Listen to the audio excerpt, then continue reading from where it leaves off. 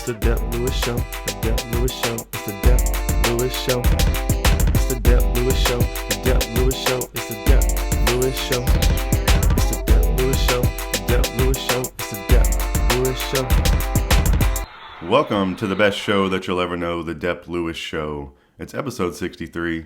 This is your host, Dep Lewis, and today is Sunday, January 21st, 2024. Welcome to the Dep Lewis Show, the show about video games and much more, and that's what we're here to talk about today, as always. So another Dep Lewis Show for you today, talking about the video games I'm playing, the video games I'm seeing, like news and things like that, and then miscellaneous talk at the end. So we're going to have our three sections, as always. It's going to be a great show. Got a lot of great thoughts and information and things you want to know about that are really just interesting and cool and just great information for your head. So thank you for being here today listening to the Dep Lewis Show. Hope you're doing great out there in the world.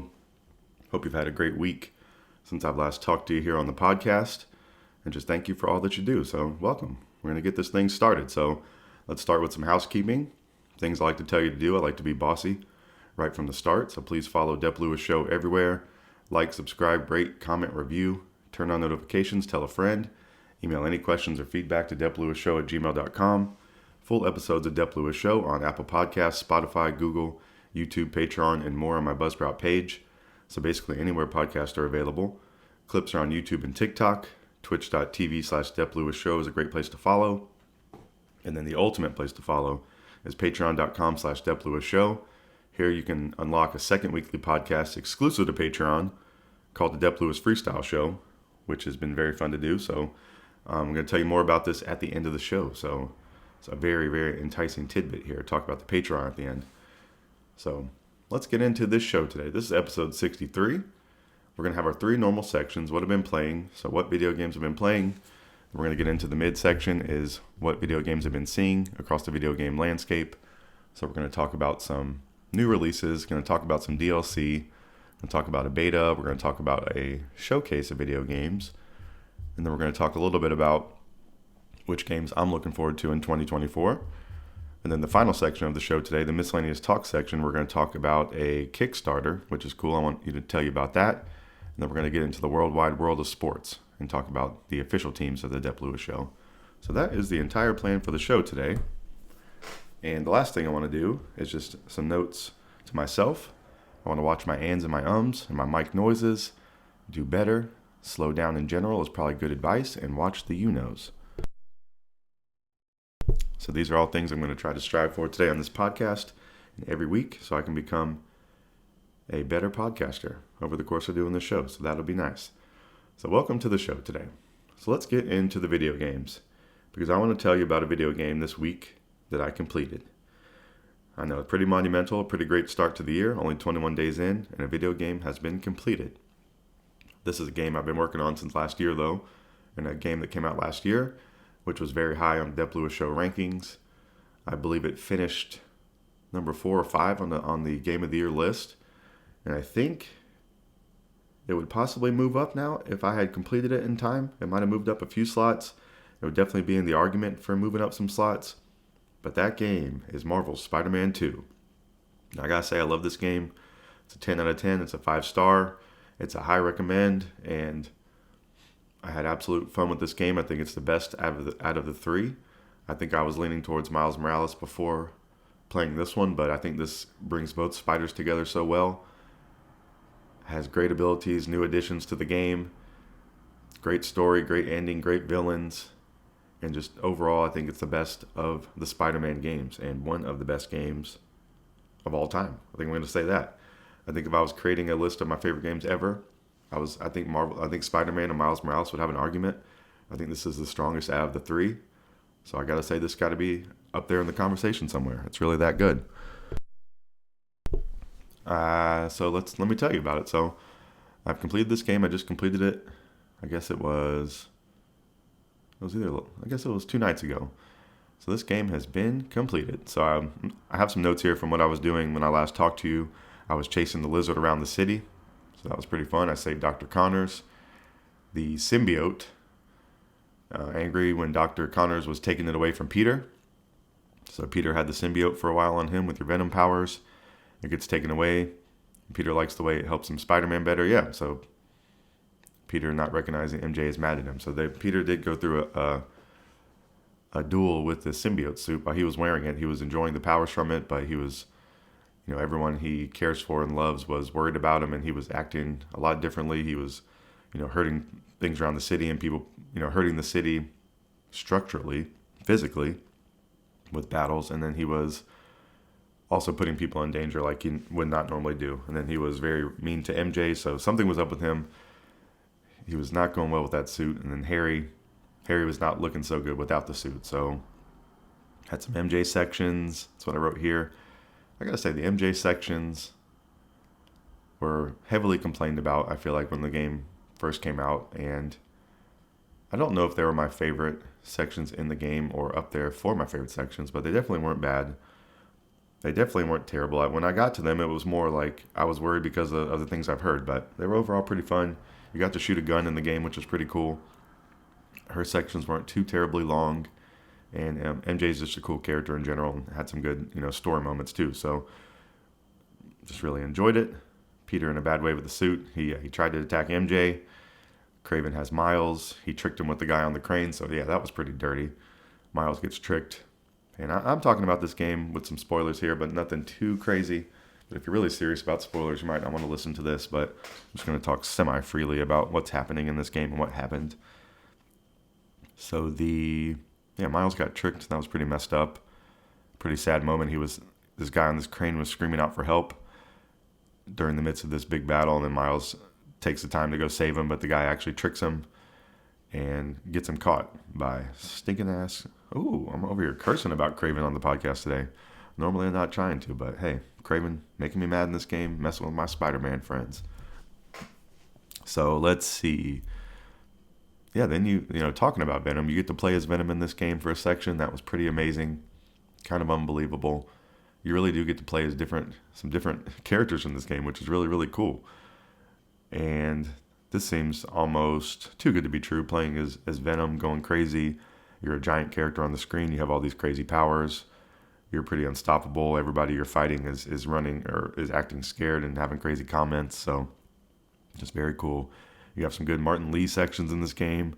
The flame comes through. So MJ gets some time with the symbiote, and you have to fight her as Peter. So pretty awesome. And then this is really very spoilery, but Venom actually kills Kraven in a pretty brutal manner.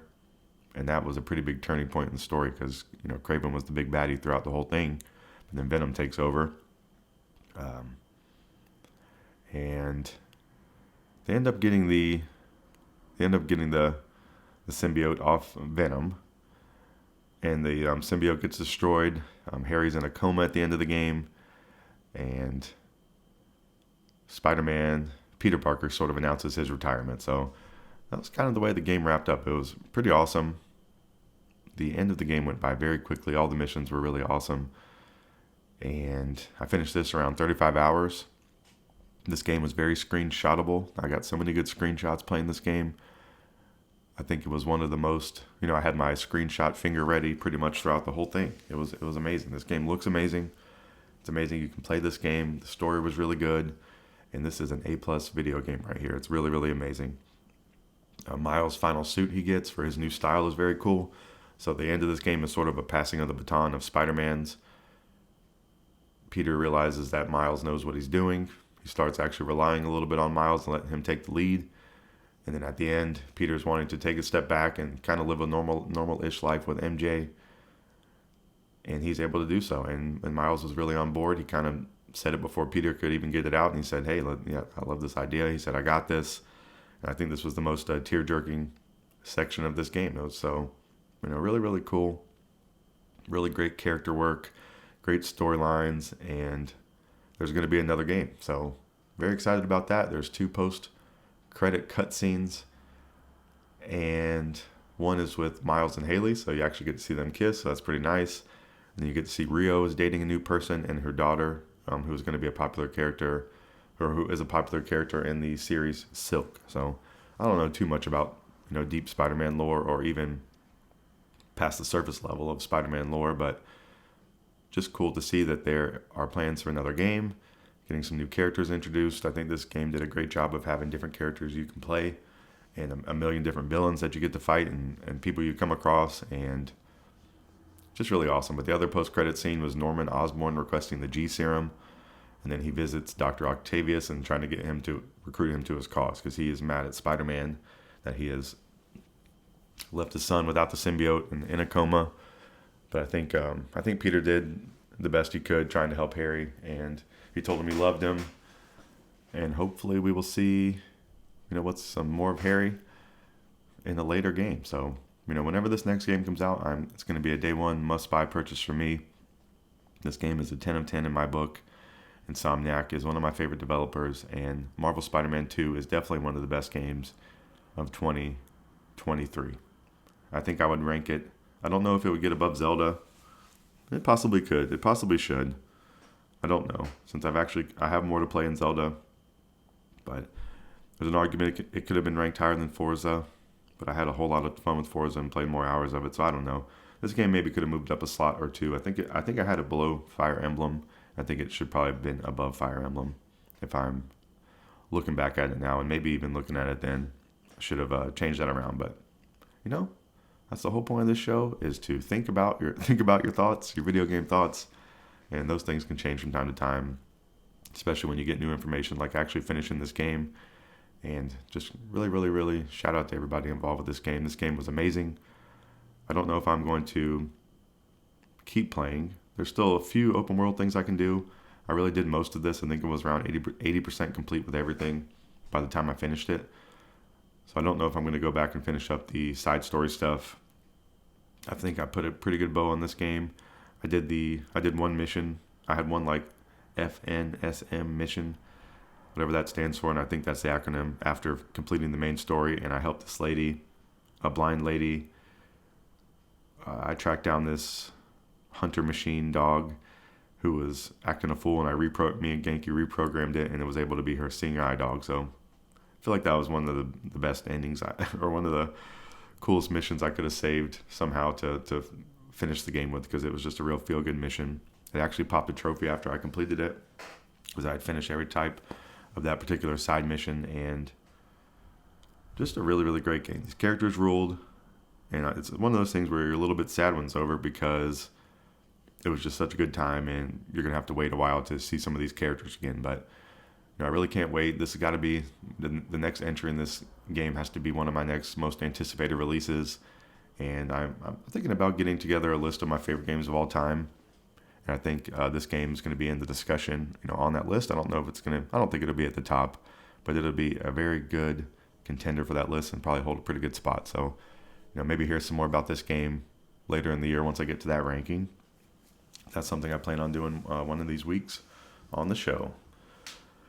So that was Marvel's Spider-Man 2, a really wonderful game. I recommend it to everyone. It's out now on PlayStation 5. Go play it, put down what you're doing.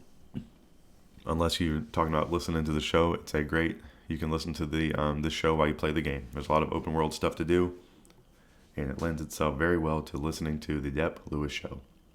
So Marvel Spider-Man 2, love that game. It's a great game. All the main things I want to say. All right, let's keep going down to what I've been playing. So the other game, now that I've completed Spider-Man 2, the game on my Nintendo Switch I'm trying to complete right now is Super Mario RPG.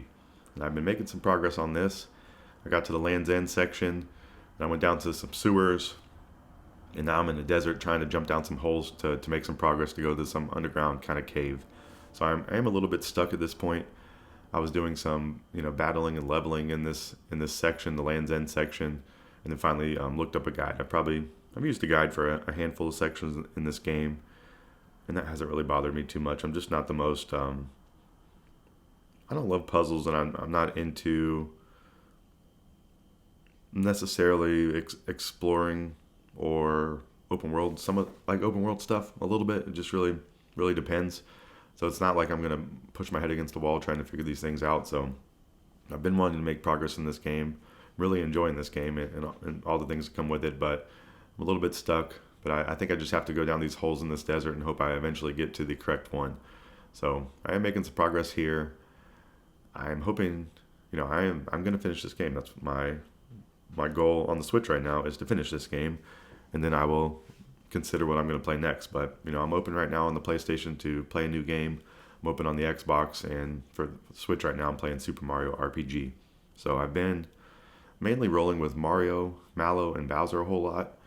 I like Mallow's ability, his Thunderbolt. You can attack multiple enemies, and then Bowser has a Terrorize ability that can attack multiple enemies as well. So I find that to be pretty helpful since you're normally fighting more than one enemy, and I think that's been a pretty good tactic. But I really like the characters in this game. It's sad to have Gino coming off the bench, but I do like when he comes in, and his gun ability is one of my favorite in the game. So Super Mario RPG has been really awesome. I'm really looking forward to finishing it. I think I'm getting really close to the 6th star, and then I only have one more to go. So hopefully I can complete this game in the next week or two would be kind of my hope, especially before any new releases are coming out. That would be nice. I'm really at an undecided moment on what to play on my other systems, and I don't really have too much anticipated that I want to play this year. There's going to be stuff I really like, I'm sure, but just not a whole lot on the calendar at this moment that I am really hyped up for. Nothing like a next Spider-Man game or something like that, but we're going to talk about that a little further along in this section. But I'm still playing Super Mario RPG, hoping to finish this as soon as I can, and I will keep you updated here on the Dep Lewis Show. Okay, another game that I've been getting back into is Vampire Survivors, the number 2 best game of the year for 2022. I think that's still the perfect spot for it. It was number 2 to Splatoon 3, and I think I made the right choice putting it there at number 2, and this is a great game. I'm always championing this game. I've bought it on multiple systems. I think it's coming to PS5 at some point, and I'll probably buy it there, but I'm a big fan of this game. I'm still kind of going back and forth on if I should play the... Well, no, I think I'm dedicating to the Switch version. I think I need to finally just start playing one version. I was trying to see which one I have more progress in, and I think it is the Switch version. I have more characters that I'm able to unlock right now on Xbox for some reason, but I just must not have. I think I have a little more progress on actually completing some levels on my Switch version. So I think it's pretty close, and I think I need to finally pick. I think cross-platform saves are going to come at some point, so it could make this a moot point, but it might be a good decision now to pick which one I want to use. So I don't know, but either way, this game is great. I've played on all platforms, played it in multiple versions. It's a wonderful game, and I have now got the friend of the show, Pab. He was playing this game. He was looking for something to play in the middle of the night when he's up late at night with his new Pab Jr., his new son. So Pab's sleeping schedule's been a little bit different lately, and so he's looking for a game, and he's trying out some Vampire Survivors, and he's playing it on mobile. So getting some mobile information for you. I'm not usually a mobile game player. I actually played Vampire Survivors mobile for maybe a minute when it first came out. I had already played I think it came out. I already played the Steam version. I think Xbox had already been out, and then I tried the mobile. I'm just not a fan of moving around on the mobile screen. I have a mini iPhone, so it's not really the best for playing games. I just don't like having a giant phone, but hey, people play mobile games. Millions of people do, and Pab is enjoying this game on mobile, so that's what I want to say. If you're looking to get into Vampire Survivors, maybe check it out on mobile first. It's actually free on there, so you can just download it. I think the DLC packs are 99 cents a piece on there from what I've looked at, so if you want to add characters or levels to the game, you can pick up those DLCs at some point, but I think that's really the only thing you need to pay for. There are some in-game ads on the mobile version since it's free. Instead of earning your revive, you can watch an ad. I think in the base game or in the console versions or PC version, you somehow earn a revive. I forget, it's through a menu option, or you buy it where you can revive at the end, but in the mobile version, it's you watch an ad and you can revive once, I guess is what it is. So, not a terrible use of an ad, and it's cool they kind of worked it into the gameplay instead of just making you watch it on the menu or something like that. But Pav has been liking this game a whole lot. I've been getting a lot of updates from him about him getting close to finishing a level. So he is almost close to the 30-minute threshold for completing a level. He was at 5, and then he was at 11, and just getting texts from him climbing his way up the ladder.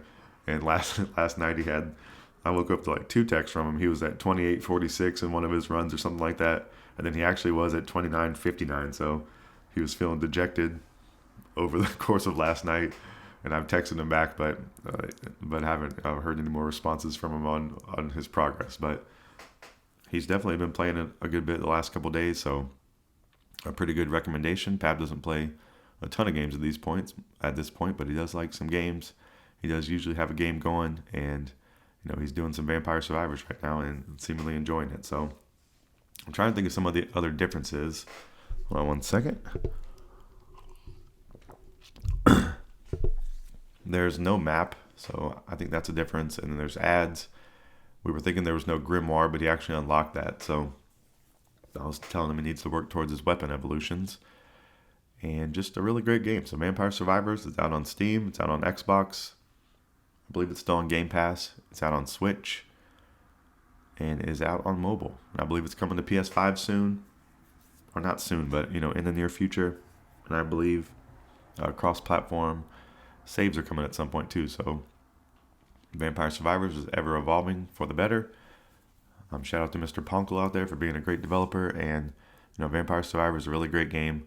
I'm always trying to tell people to play this, especially because it's so inexpensive.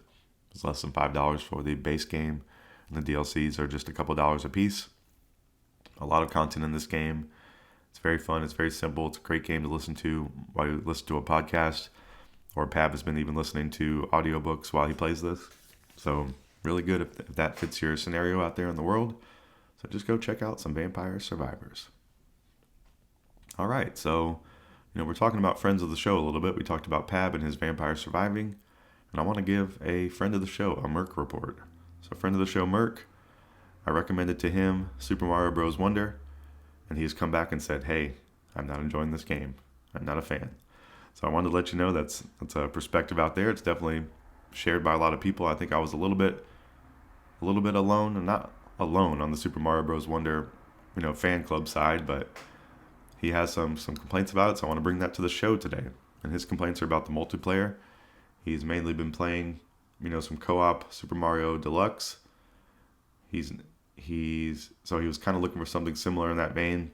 I recommended Super Mario Bros. Wonder, but his complaints are the multiplayer, so playing co-op, one player is the leader, and the other person kind of get run off the screen if they're not keeping up. So he was saying in the previous games you could jump on each other, you could throw each other around.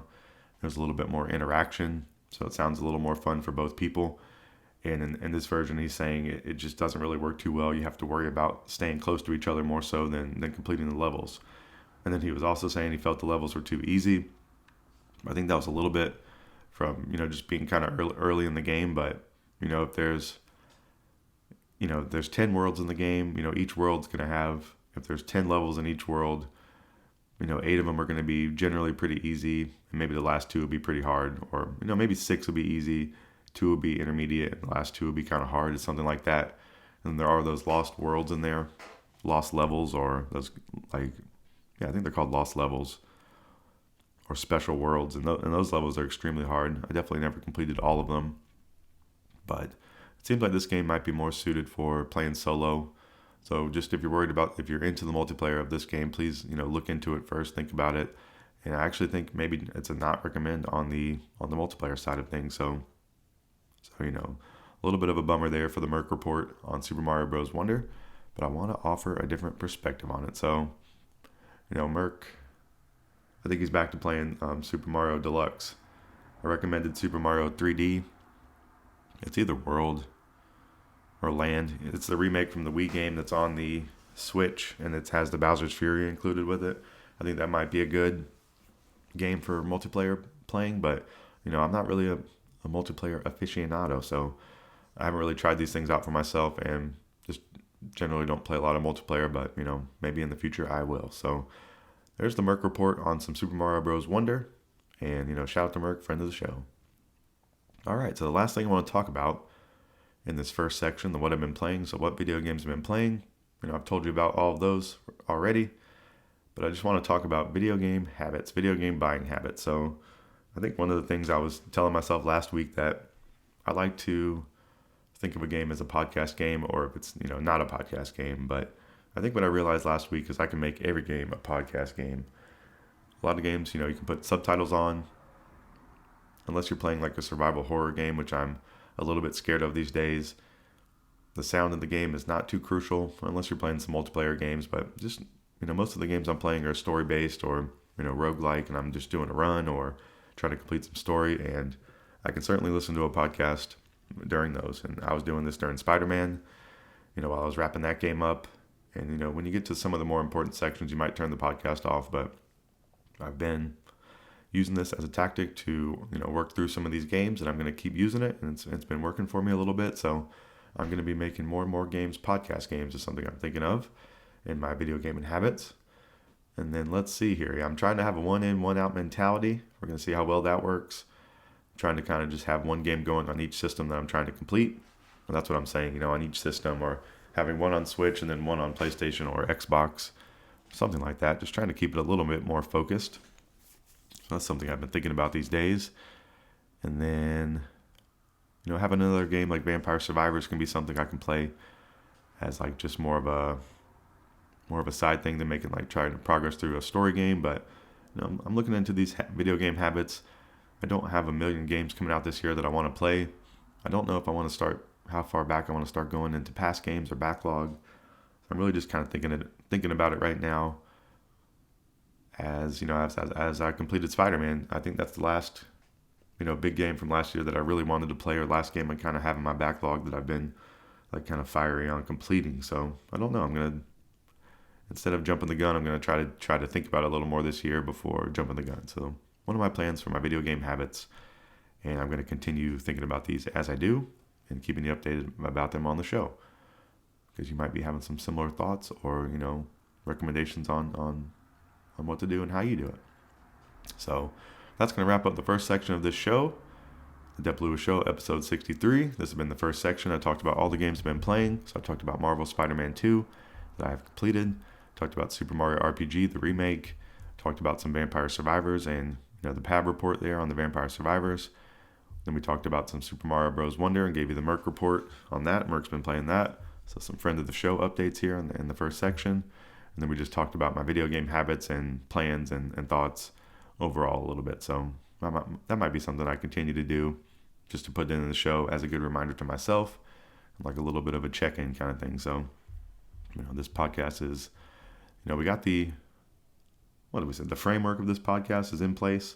We have a sturdy foundation, and now just trying to upgrade and and renovate some certain sections and things when I can, or change them up a little bit. But the basic bones and structure of this podcast is going to remain. So that's going to wrap up the first section of this show. You're going to hear some lovely break music, and then we're going to come back for the midsection where I talk about what I've been seeing across the video game landscape. So we're going to talk about news and releases and upcoming games and showcases and betas and all sorts of cool news and things I've seen in the last week related to video games that I want to tell you about and put on your radar and make you aware of. So you don't want to miss it. So come back in just a few.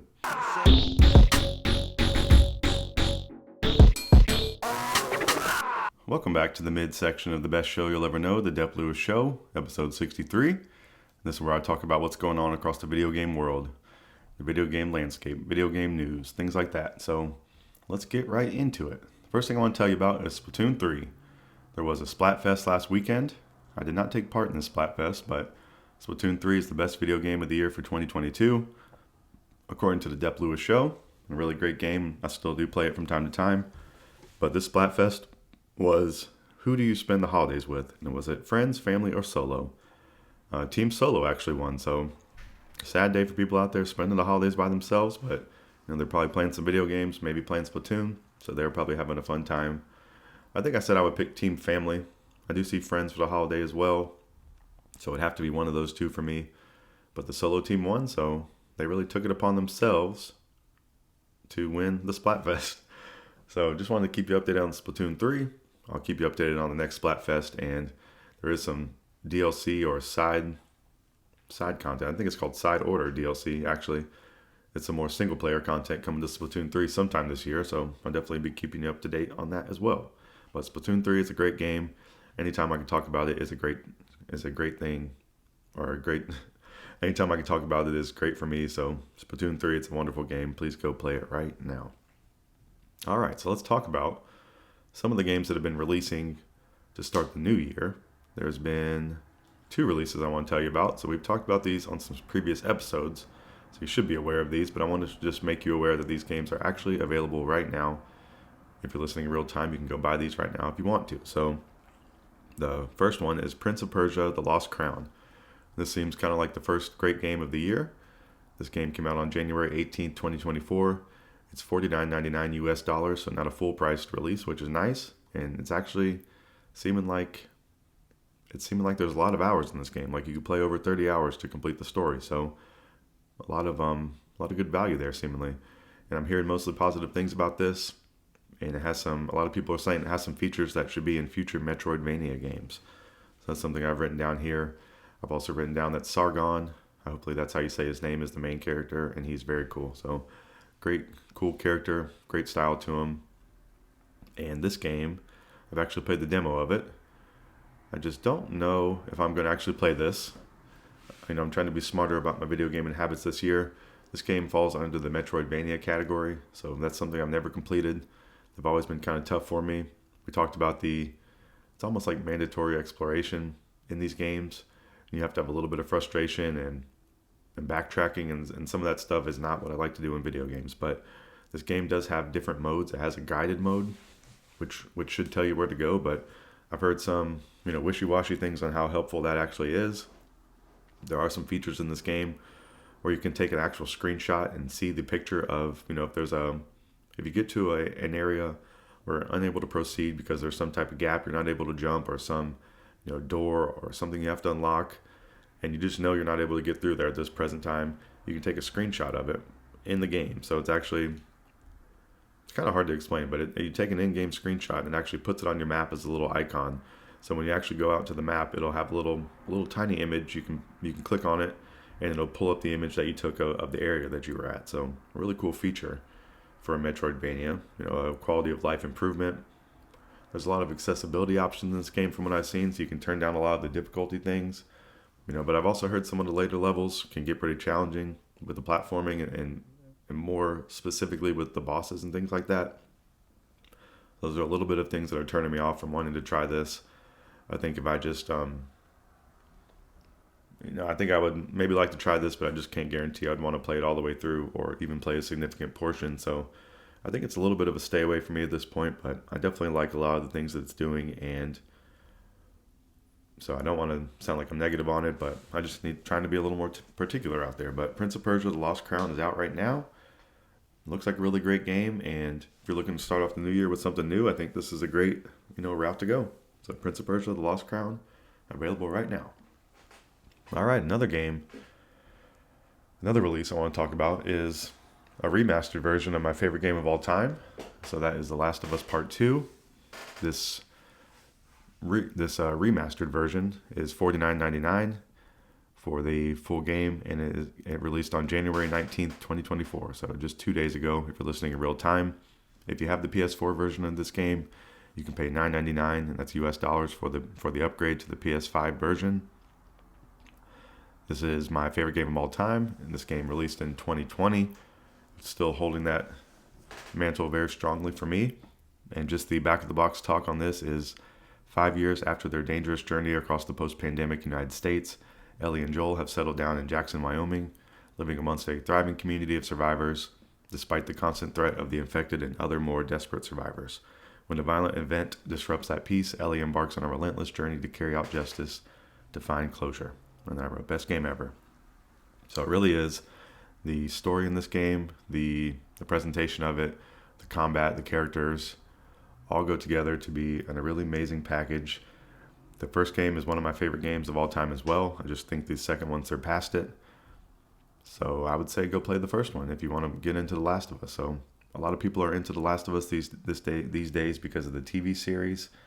So I think it's going to get a lot of fans, jump into this game based upon that, which is a good thing. And I just don't know if I want to play this remastered right away. I do like that it's only $10 to upgrade, but I think if I'm going to go down the replay path of Last of Us, I should play the remaster of the first one first. So something I'm thinking about, like I've been saying on this show, I'm a little bit unsure of what to play next or what to try to tackle next, because it is kind of a bigger decision for me as someone who doesn't complete a lot of games, and I'm trying to. I'm on a little bit of a positive trend of completing some games, so I'm just trying to go about it in a smart manner so I can, continue some of this progress that I've been making. So trying to do that with some of these games, but I am tempted to get back into The Last of Us. It's definitely a consideration for me to start playing these games, or playing these games again. But I'm just not sure. But The Last of Us Part 2, it's got some new features. It's got some scenes they did not include. I've heard, they're lost levels, but I don't think you should get your anticipation up for really long sections. I think they're pretty short or brief from what I've heard, but it is some new content. You can play the guitar section now, unlimited, I believe, and then there's the addition of the roguelike mode, which I've heard some mixed reviews on that. So, they have added some things to this, and the base game is great. If you never played it, it's a huge recommend for me, a 10 out of 10. It's a 20 out of 10.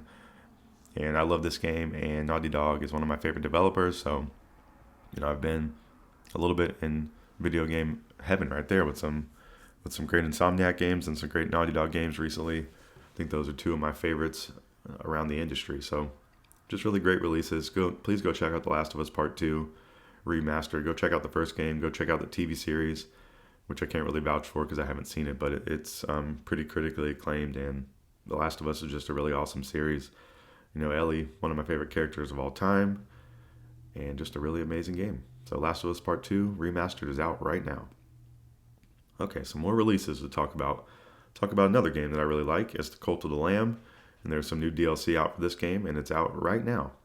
It's out right now for PS4, PS5, Xbox One, Xbox Series X and S, Nintendo Switch, and PC. So this is called the official Sins of the Flesh update, and they have a launch trailer for this. And Cult of the Lamb is a 2D action-based building roguelike developed by Massive Monster. And the back-of-the-box talk on this official Sins of the Flesh update, I guess it's more of an update than DLC, but I don't know, those can probably be a little bit hand-in-hand, but I guess update is better since it's free, but I'm telling you about it anyways. I'm telling you about it is the main thing. The Sins of the Flesh update has arrived to hit the game, bringing new weapons, buildings, gameplay features, and more to Cult of the Lamb, from new mating and breeding abilities, to new minigames. Players can control the life and will of their followers in all new ways. The Sinful Pack is also available for purchase, bringing new cosmetics, including follower forms, follower outfits, base decorations, and more. So, the base game of Cult of the Lamb is really, really fun. It's had multiple updates and DLC packs, so they've been adding things to the game, so it's, it has to be an even better package at this point, especially if you never played it. So I just wanted to highlight that game as a really great game out there. Please go check out Cult of the Lamb. And there, you can get this new update right now. The official Sins of the Flesh update is out now. Okay, let's keep it on going. Let's talk about a game that I talked about last week, because I finally wanted to learn something about this. This game's been out for a long time, and it's very popular. And it's making some new moves onto some new platforms, and some new eyeballs on it, and getting some new content, and that is Final Fantasy XIV. So Xbox Wire, I believe it was, came out and made an incorrect statement about this beta coming to Xbox immediately. So Xbox has said, we incorrectly posted news this morning regarding the Final Fantasy XIV online open beta.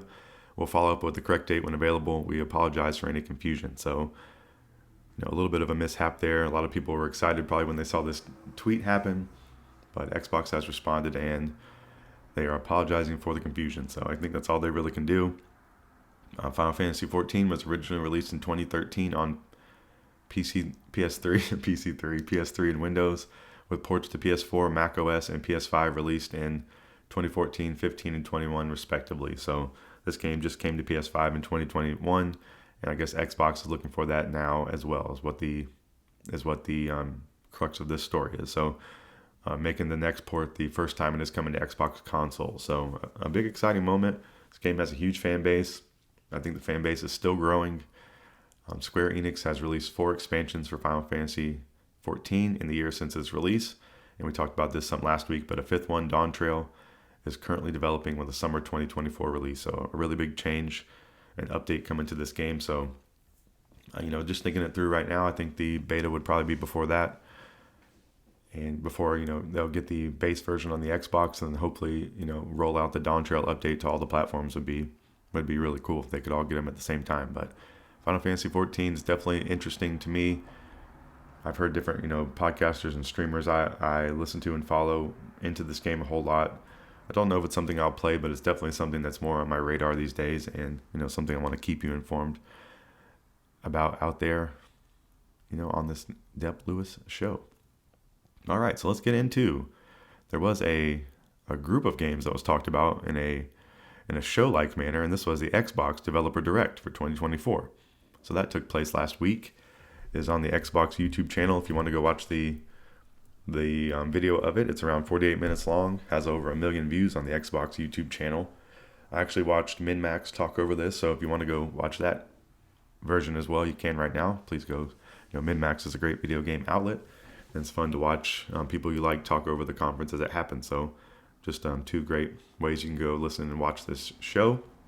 But hey, I'm going to give you the highlights of it here on the Dep Lewis Show. So, the whole thing about this was Xbox was going to bring out some devs, some developers, and they were going to talk about 4 games.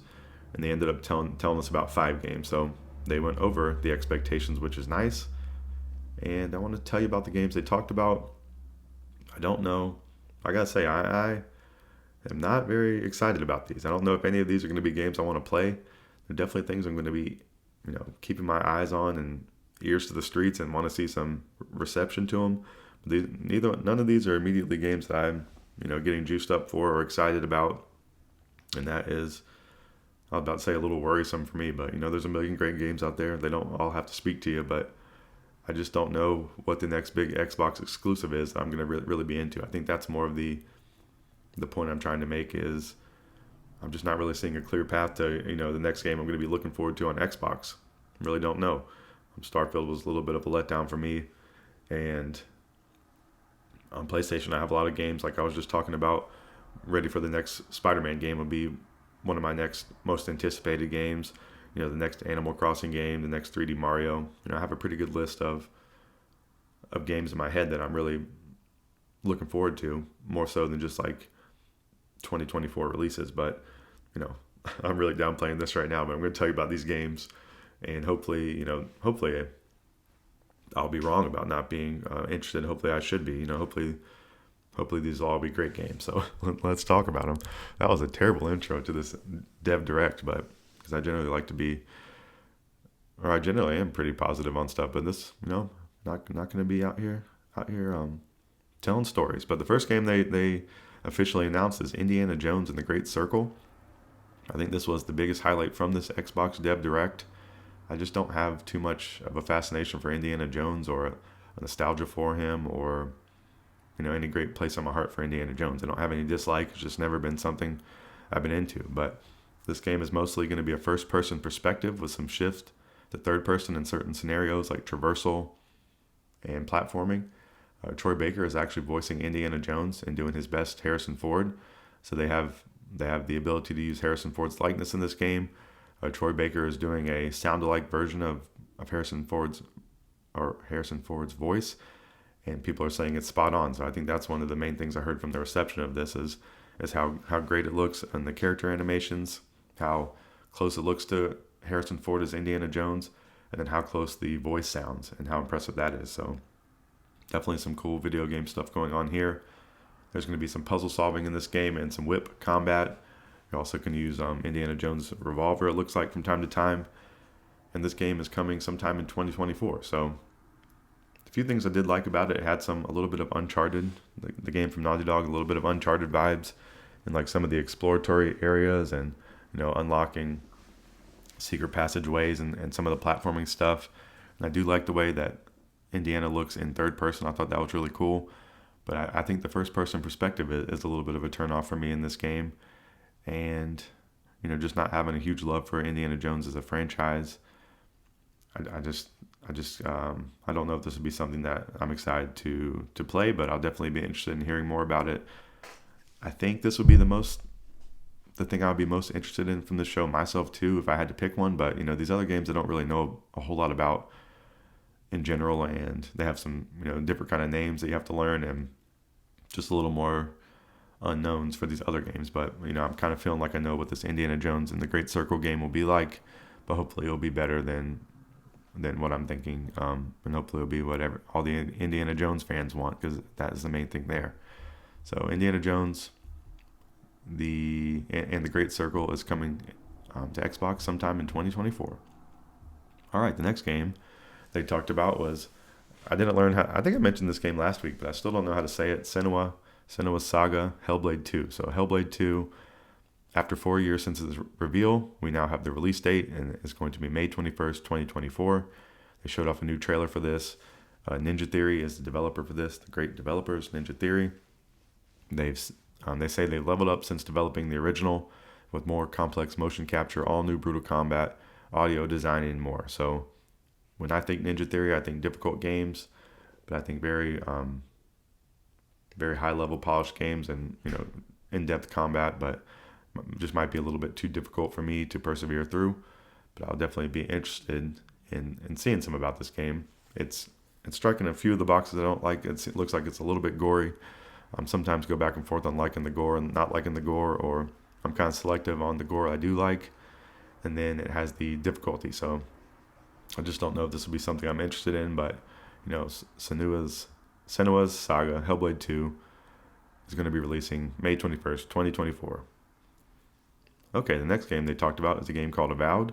Definitely has a cool splash screen or cover screen or menu screen. This is the upcoming RPG from Obsidian Entertainment that takes place in the same universe as the Pillars of Eternity franchise. So, I don't have a lot of familiarity with that franchise, the Pillars of Eternity. In this direct, they showed off battles with a one-handed wand, dual-wield pistols, swords, and the Tanglefoot ability that stops enemies in their tracks. So, two things I do like about this, developer of Fallout New Vegas, which is a game I like, and The Outer Worlds, which I liked as well. There's going to be dialogue trees with difficult choices for players to make, and this game is coming in fall of 2024. So, Avowed I definitely have some interest in this, just based on the merit of being an Obsidian, and it's supposed to be an RPG of not incredible length. So it could be interesting. I like the dialogue trees.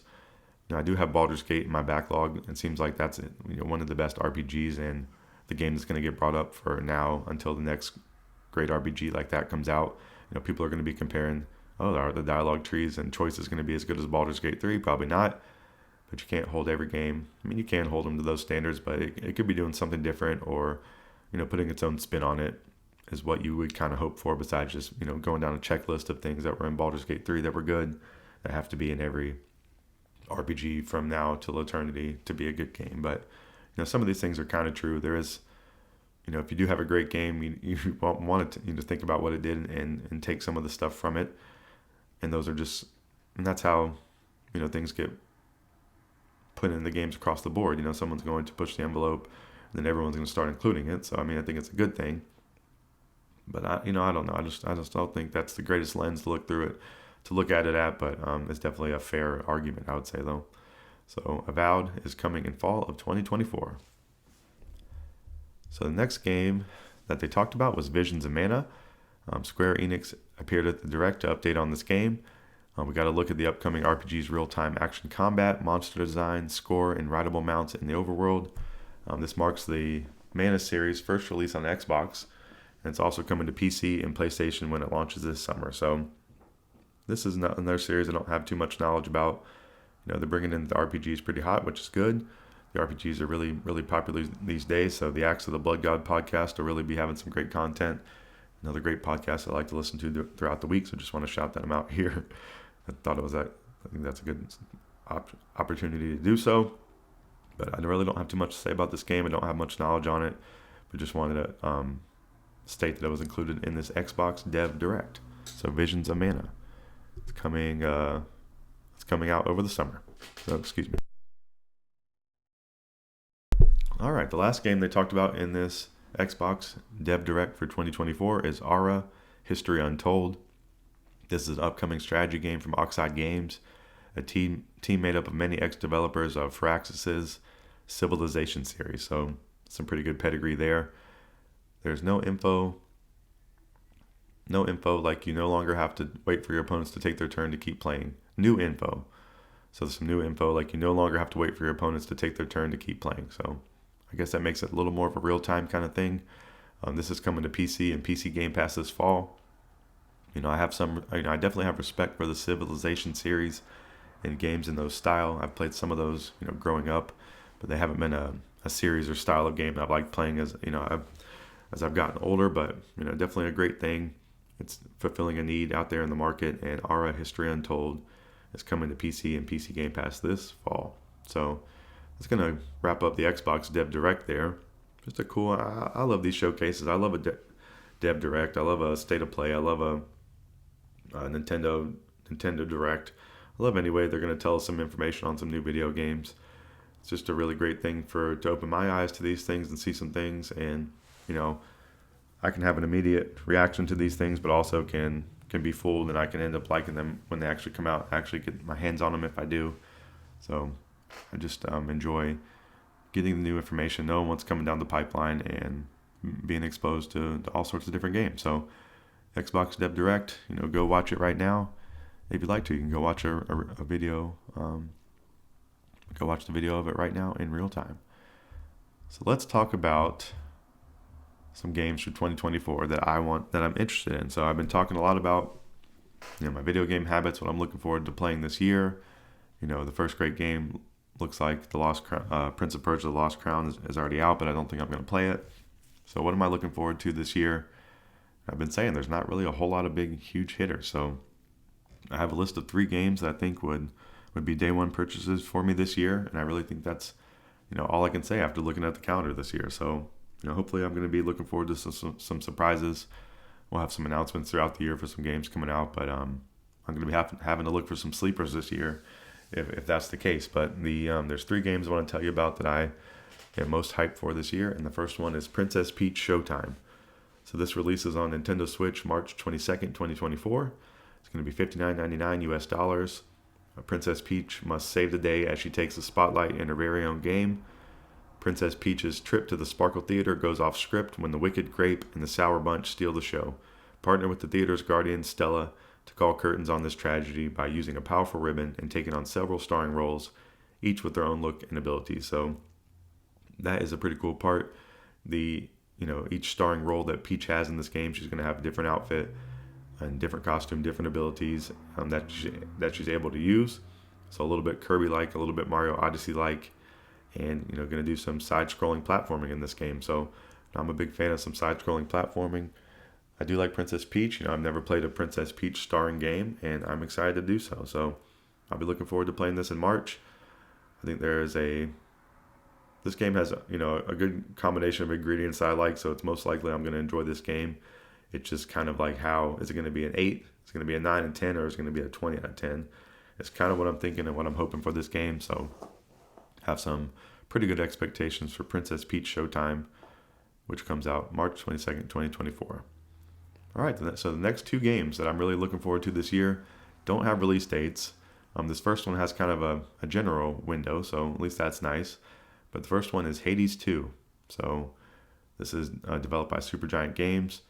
It's coming to early access in quarter 2 of 2024. So I'm going to be hopefully playing this be able to play this on my MacBook Air. It'd be nice to have a Steam Deck at this point to play this, but I'm ultimately going to be wanting to play this on Switch or PlayStation 5 or something like that. But I'm going to be too tempted to check out the early access of this game when it releases that I'm going to try to play it however I can. So in Hades 2, you're going to battle beyond the underworld using dark sorcery to take on the Titan of Time in this bewitching sequel to the award-winning roguelike dungeon crawler. So Hades 2, really love the first game. It's been some years since that came out, and everything from this game is looking good. The new protagonist looks awesome, and just really excited for some combat. And this is one of the best versions of roguelike combat and one of the coolest art styles, and just really excited for Hades 2. And hoping I'm going to be able to play it on my MacBook Air. So, Hades 2 is launching in early access in quarter 2 of 2024. All right, so the last game that I'm really excited for this year that I know of right now is Paper Mario: The Thousand Year Door Remake. So I'm going to hopefully complete Super Mario RPG in the next few weeks, and then I will be able to, think about other Switch games. And this is hopefully going to be one later in the year that I'm going to play. It's set to come out sometime in 2024. This is the beloved RPG that first came out on the GameCube. It's part of the long-running Paper Mario series. Thousand Year Door mixes beautiful 3D animation with distinct 2D visuals. It has a unique charm and strong RPG mechanics. There are plenty of playable characters, great cameos, a memorable score, and a quest that runs 30 hours long. And this game is funny. It has a great sense of humor, just like Super Mario RPG, and that is something that is pretty rare to video games to be funny in this style. And really excited for Paper Mario Thousand Year Door. I never completed this game, as I'm infamous for, but I played a lot of this game back in the day. Really did enjoy my time with it. I have great memories of it, and mostly of the art style, and just not being a huge RPG person. I'm becoming more of an RPG person as time goes on, but at this time when this game came out, it was unlike other things I had played. So just really, really fun. It was going to be cool to get back into it and have a new shiny version of it. And one of the main things I'm looking forward to this year. So basically I have 2 games on the Switch coming out that I'm looking forward to, and then Hades 2, which is another game I wish would end up eventually on the Switch, but it looks like the early access is just going to be on PC. So those are the main games I'm looking forward to this year. I'm hoping to add a lot more to this list, and I'm hoping there's going to be a lot of surprises out there. And I kind of know there will be, because that is just how it goes. The video games are ever releasing, and there's always a new surprise and always a new hit and always a big announcement, and just a great industry to follow. But this year, the start of this year is looking a little bit different than last year, so that is the main thing I am pointing out here with these releases, at least for my brand and my preferences and things that I like. So that is going to wrap up the midsection of this show, telling you about all the video games happenings of the week. So we talked about the Splatoon 3 Splatfest winner, Team Solo. We talked about the recent releases of Prince of Persia: The Lost Crown, The Last of Us Part 2 Remastered. Those are both available right now if you're listening in real time. Cult of the Lamb has some new update, Sins of the Flesh, out now. We talked about the Final Fantasy 14 news. We talked about the Xbox Dev Direct for 2024, including games like Indiana Jones and The Great Circle, Senua Saga Hellblade 2, Avowed, Visions of Mana, and Aura History Untold. And then we talked briefly about my 2024 most hyped games, which includes Princess Peach Showtime, Hades 2, and Paper Mario The Thousand Year Door Remake. So that is going to wrap up the midsection of this show. We've smoked all the mid we can for today. We're going to come back for the final section of this show where I talk about anything I want to outside of the video game world. It's called the miscellaneous talk section. And today I'm going to tell you about a Kickstarter, and then we're going to get into the worldwide world of sports, as I always do in this section, because I love the worldwide world of sports. So go take a quick break. Just go do something productive. Go do something fun. Go, just go throw your hands up and shout, and then come back and listen to the final section of Dep Lewis Show, episode 63, after this music.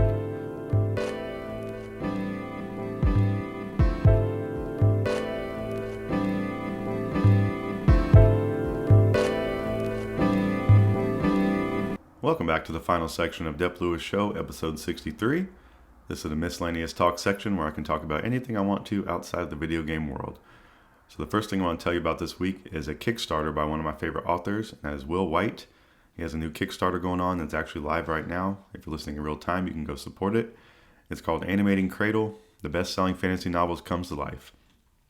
So Will White is creating an animated adaptation of the Cradle series, and he's partnering with legendary filmmaker Jay Oliva. So I don't really know this filmmaker, but Will White's very excited to partner with him to bring this animation to life. So right now there's around $627,000 pledged of the desired million.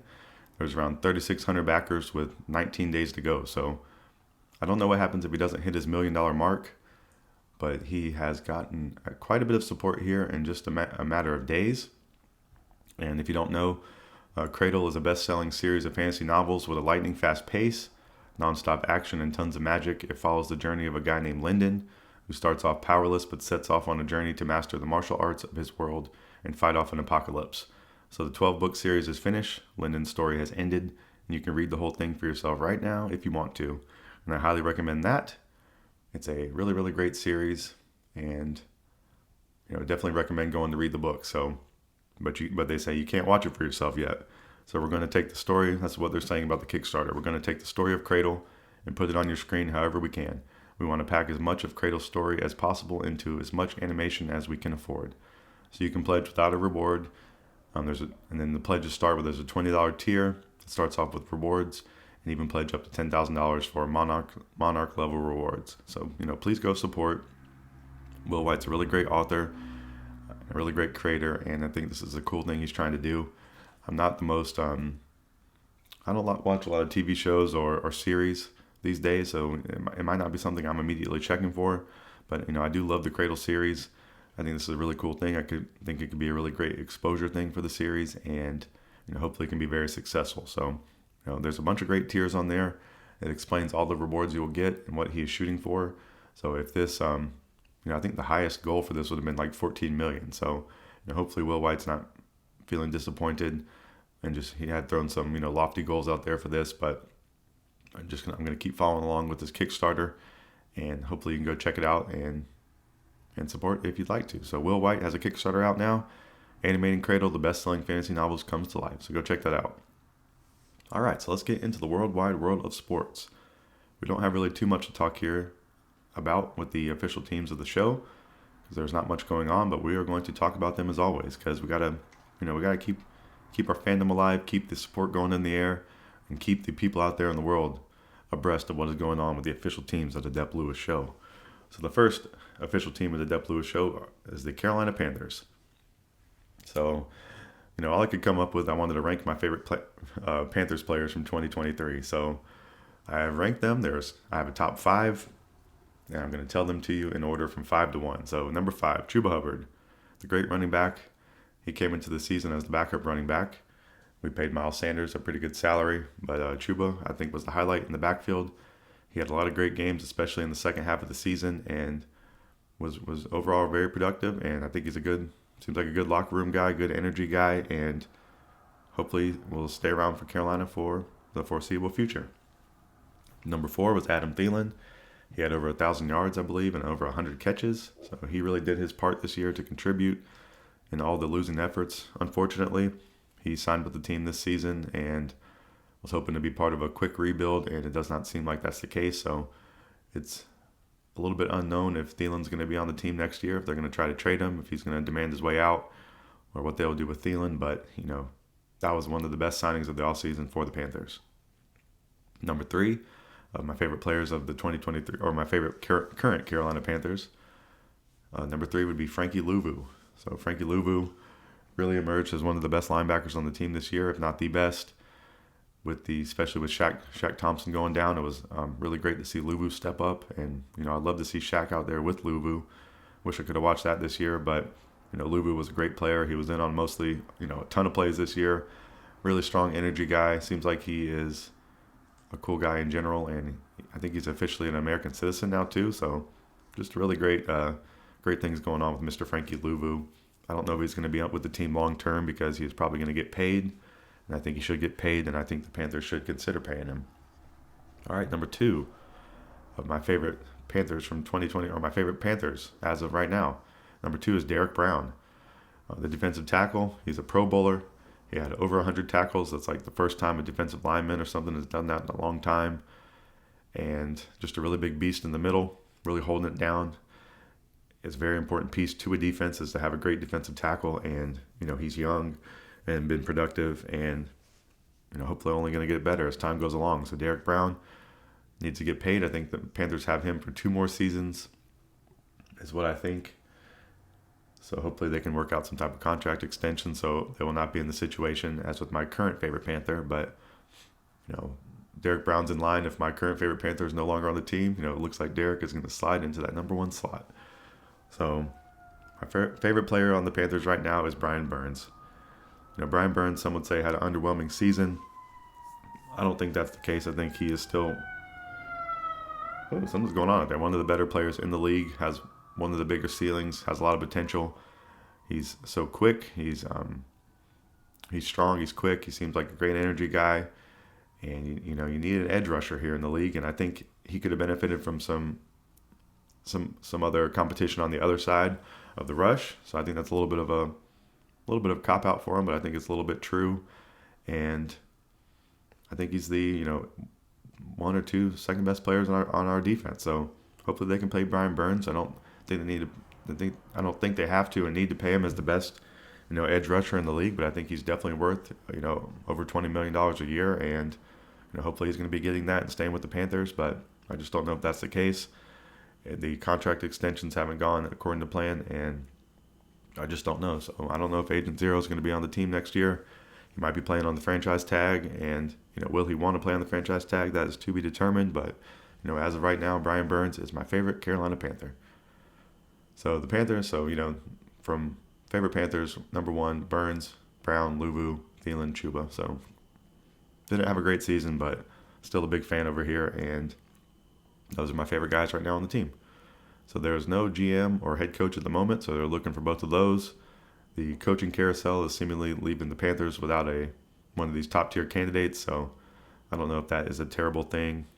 And I really don't know how the staff is going to shake out, and I really can't predict it, and I really don't even know if I care to see who it's going to be. I think they're going to have a tough time regardless, and I think it's going to be a building process, so I'm just kind of hoping that they give whoever it is a little bit of time to build something, because I think that's the thing they've been missing. So no first round pick in the upcoming draft, and basically just watching some other football right now. So talking about the NFL playoffs, the Ravens beat the Texans yesterday, so that ends the Texans' great run and CJ Stroud's great run as a rookie. So these two teams are my favorite two teams left, so it looks like I'm going for Baltimore to win the Super Bowl now. And then the Green Bay Packers lost to the 49ers in a very close game that the Packers could have won, and just pretty heartbreaking there for the Packers, but I would say they overachieved this season too. Looks like they've got their guy with Jordan Love, and I think there's a lot for them to be excited about there in Cheesehead Nation. So the 49ers, I would say, they're the big juggernaut of the year, and they almost got by the Pack.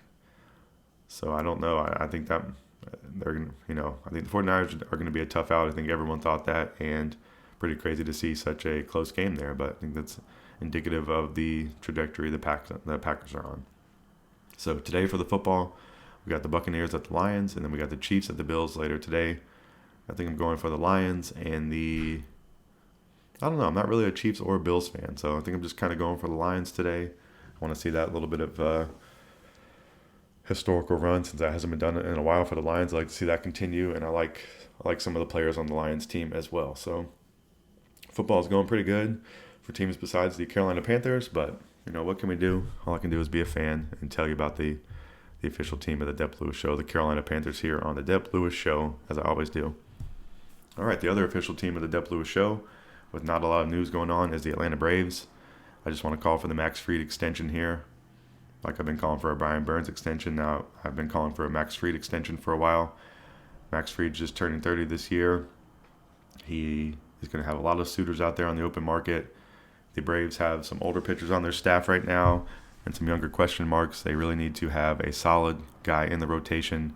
Max Fried is one of the more veteran guys in the clubhouse. He's the perfect guy to have walking around with a huge salary. And he's a left-handed pitcher. He's been with the Braves for a long time. And I think they need to pay him. I think they need to pay him something a little bit outrageous. And that is my new calling for the Braves. Pay Max Fried. I've been calling for that for a while, but pay him something that is enticing and going to keep him on the Braves. And don't be afraid to do so. You got to pay somebody.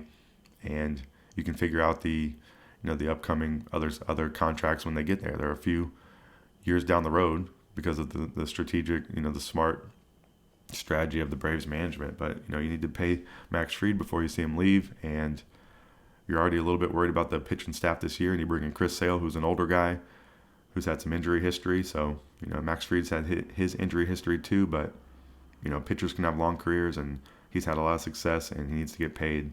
And Alex Anthopoulos just got his extension. So, give Max Fried his extension, and let's go into the season the right way. I think that would be a great move. And I think it's the smart move and the right move, and I think it's the move that the Dep Lewis Show implores you to do, Atlanta Braves, as, a huge fan of you. So that's what I want to say about that. Pay Max Fried. Pay him, pay him, pay him. So another thing I noticed about the Braves, they have some new-looking jerseys on the store. If you look at Fanatics, it looks like the white ones have a little bit of a new updated look, and I think it's really nice looking. I'm always looking at buying a jersey. It's one of my favorite things to look at, and I don't know. I'm always going back and forth on whether I should buy one or not, but I'm always interested in buying one around when the season starts. It's always kind of a fun tradition. And some of these white jerseys are looking very cool. So I just wanted to make you aware of that. I think they had some blue navy jerseys back on the store. And hopefully we'll be getting some more variety as the season starts. So It's really cool stuff there. And the other Braves news I wanted to highlight was about Jose Perdomo. So that's some pretty cool story and pretty interesting, and hopefully can bear some fruit for the Braves later in life. But this 17-year-old shortstop, was the number 3 eligible prospect by MLB.com, and the Braves have agreed to a $5 million bonus with the Braves. So this is the largest amount on the first day of the 2024 international signing period, and the highest for a Venezuelan-born international amateur. So the Braves first saw this guy when he was 12. He is now 17. They are paying him like he is in the MLB. So pretty interesting. Hopefully this guy can really, really ball out. The Braves have had some great luck with Venezuelan stars, and a great country for the Atlanta Braves. I'm talking about the great Ronald Acuna Jr., my favorite player on planet Earth, and just really cool. Hopefully this young guy can manage this wealth well and keep succeeding as a baseball player and get to the big leagues and help the Braves win a World Series in the future. So Jose Perdomo, congratulations to you, and just a really crazy and really great thing for him. So way to get paid out there, Mr. Jose. All right, so the rest of the MLB, there's been some other deals going down. Josh Hader goes to the Astros, 5 years, $95 million. So that's a pretty good pickup for the Astros, who are always in contention and a strong team. And Hader is a great pitcher. Stroman has gone to the Yankees, talking about how he is excited for that challenge. Stroman's had some up and down in his career, but it's definitely can be a good piece to a team. So pretty cool there, and I like hearing that he's excited for the challenge. I think that's a cool mentality going into it. And then Matt Carpenter is back with the Cards, a friend of the show, Samfi, an esteemed guest of the Dep Lewis Show. He's a St. Louis Cardinals fan. He has a Matt Carpenter jersey from back in the day, and he can bust this thing out once again. So Matt Carpenter back on the Cards for a 1-year deal, giving them some veteran experience and some familiarity, and just have another good piece on the roster. And Matt Carpenter's actually, has had some good seasons as of late. He's been a little bit back on the upswing. So, hopefully he can just bring some good knowledge to the locker room and actually put some good production on the field as well. And the last bit of baseball news I saw was Dusty Baker is back with the Giants as a special advisor. So Dusty Baker no longer being a skipper out there in the world, but he's back with the Giants, who he was with for a long time as a special advisor. So that's got to be a pretty cool feeling to get to stick around baseball, get to stick around with the franchise you did a lot of work with and had a lot of success with, and fill a different role and still be a part of the group. I think that's pretty cool, and it's nice to see when teams do that. So just want to highlight that here on the Dep Lewis Show, episode 63. And that is actually going to wrap up this miscellaneous talk section this week. So we've talked about all the miscellaneous things I can think of. We talked about Will White's new Kickstarter, so please go check that out and support that if you'd like to. We talked about the official teams of the Dep Lewis Show, the Carolina Panthers and the Atlanta Braves. And that is going to wrap up the entire show. So let me I want to reiterate some promotional stuff from the beginning. So please follow Dep Lewis Show everywhere. All these things would help me out a whole lot. Like, subscribe, rate, comment, review, turn on notifications, tell a friend. Email any questions or feedback to DepLewisShow@gmail.com. Full episodes of Dep Lewis Show available anywhere you can find a podcast. So Apple Podcasts, Spotify, Google, YouTube, Patreon, and more on my Buzzsprout page. Buzzsprout page is a great hub to find the best place to listen to the show weekly. There are clips on YouTube and TikTok. Twitch.tv/Dep Lewis Show is a great place to follow. And then Patreon.com/Dep Lewis Show is the ultimate place to follow. It's $1 a month right now for the ground floor tier for the first 100 patrons. With this tier, you will gain access to an additional weekly podcast exclusive to Patreon called the Dep Lewis Freestyle Show. This podcast releases midweek, usually on Wednesday, and is a great way to get additional content and support the show. Patreon also has ad-free versions of any video posted. And after the first 100 patrons, the regular price for this tier will begin. So the ground floor tier pricing will never change, and you will gain access to all Dep Lewis Show Patreon content always. So it's an investment for some entertainment in the present, and it's some investment for some entertainment in the future. So just thank you for any and all support. The Dep Lewis Freestyle Show is a relatively new podcast and an endeavor that I've been doing that's exclusive to Patreon. We are 9 episodes in. It's a podcast once a week, and it's a podcast without a plan. I just hit record and go. It's usually, I want it to be around 15 to 20 minutes at least. It can go longer if I feel like it, but it's just going to be a short check-in in the middle of the week. Me talking about whatever I feel like. I might just peruse the internet. I might just ramble on about video games or sports. But it's just hopefully, a little bit of extra entertainment in the middle of your week. you get a little bit of clue what's going on with me, and I'm preparing the main show each week, and just what I'm thinking about, a little bit of what I'm thinking about, and what's going on. So, please go support me on Patreon, and just thank you for listening to the main show every week, and thank you for listening to anything, and viewing any video I put out there, or liking any tweet I put out there, or just any support you have for the Dep Lewis Show. And for me, I really appreciate it. It's really cool to see any support across the world, in all the different countries. It's cool to see different listeners in different countries, and getting the analytics from everywhere. It's hard to kind of judge all the different platforms, but it's just cool to see any of it. And just thank you for the support here on the Dep Lewis Show, telling you about the video games I'm playing, the video game news I'm seeing and interested in, and just miscellaneous talk like sports and books and comedy and podcasts and all the cool entertainment things I like that keep the world interesting to me, and hopefully keep it interesting to you out there as well. So thank you for listening. I hope you have a wonderful week until I talk to you next. Hopefully I'll see you on the Patreon in the middle of the week, but if not, I'll be back next week for episode 64 of the Dep Lewis Show, and I'll be back. And I'll just see you then. Hope you have a great week, I want to say once again, and just thank you for the support, and I'll be back next week for another episode of the Dep Lewis Show.